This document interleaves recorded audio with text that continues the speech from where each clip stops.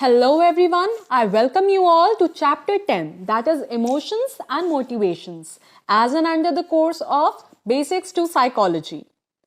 So now the topic of this chapter is affect, defined as the experience of feeling or emotion.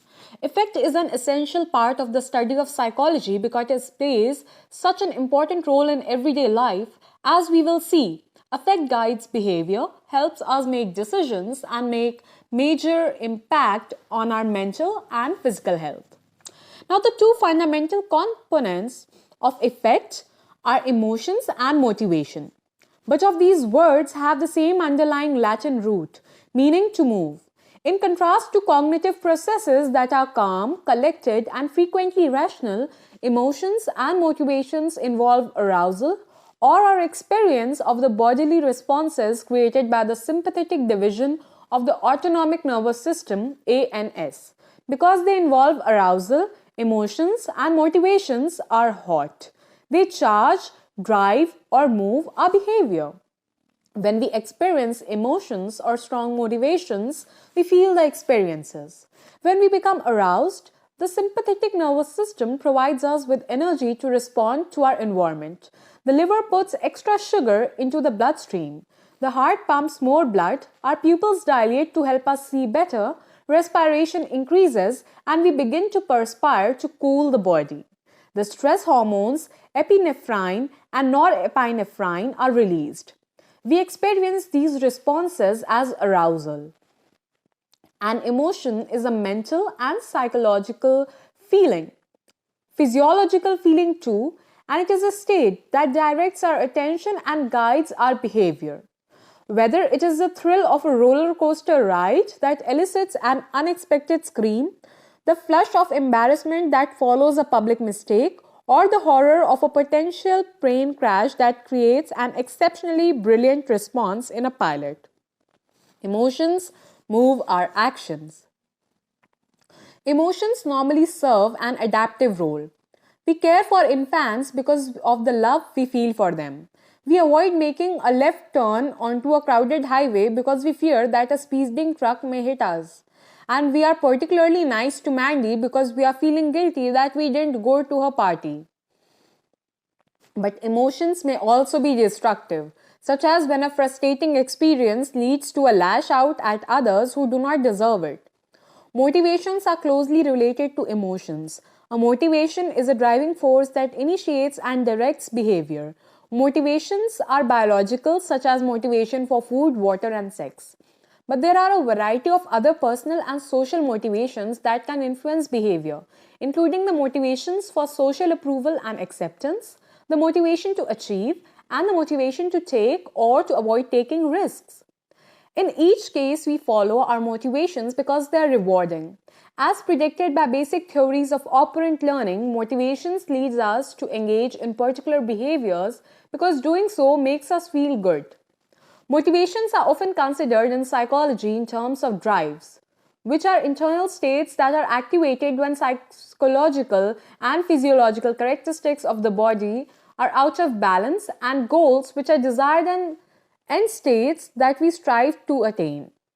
Motivation can thus be conceptualized as a series of behavioral responses that lead us to attempt to reduce drives and to attain goals by comparing our current state with the desired end state. Like a thermostat on the air conditioner, the body tries to maintain homeostasis, the natural state of body systems with goals, drives, and arousal in balance. When a drive or goal is aroused, for instance, when we are hungry, the thermostat turns on and we start to behave in a way that attempts to reduce the drive or meet the goal, like in case to seek the food. As the body works towards the entire end state that is desired by us, the thermostat continues to check whether or not the end state has been reached. Eventually, the need or goal is satisfied, that is, we eat, and the relevant behaviors are turned off. The body's thermostat continues to check for homeostasis as is always ready to react to future needs. In addition to more basic motivations such as hunger, a variety of other personal and social motivations can also be conceptualized in terms of drives or goals. When the goal of studying for an exam is hindered because we take a day off from our schoolwork, we may work harder on our studying on the next day to move us towards our goal. When we are dieting, we may be more likely to have a big binge on a day when the scale says that we have met our prior day's goals. When we are lonely, the motivation to be around other people is aroused and we try to socialize. In many, if not most cases, our emotions and motivations operate out on our conscious awareness to guide our behavior. So, now if we talk about the experience of emotion, the most fundamental emotions known as the basic emotions are those of anger, disgust, fear, happiness, sadness, and surprise.